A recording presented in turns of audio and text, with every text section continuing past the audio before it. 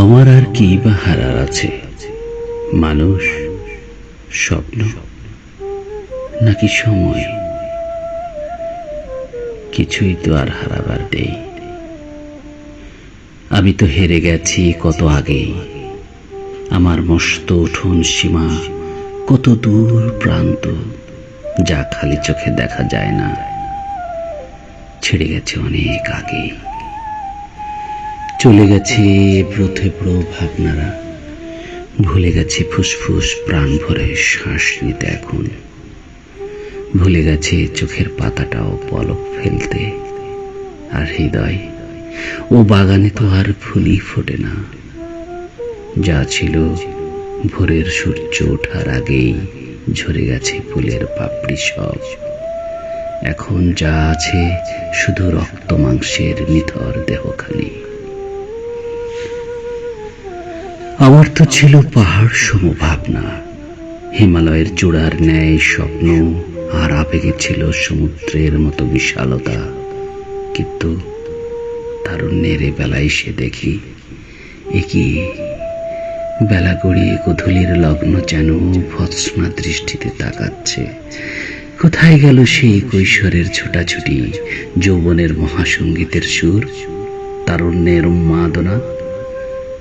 আমার চাপা ক্ষেপ আর অভিশপ্ত জীবনে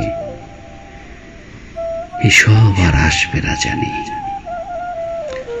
তাই হয়তো এখন আমার প্রহর কাটে পাথরের মতো নিঃশব্দে, কাটে কোমল দীর্ঘশ্বাসের মধ্য দিয়ে।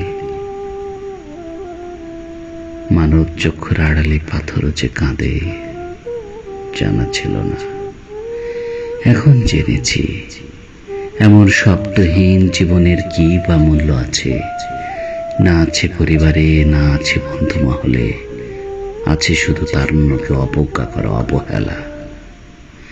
কিছু মানুষের চোখে মুখে দেখতে পাই উপচে পড়া কিছু উপেক্ষা, যদিও আমাকে বুঝতে দেয় না কেউই।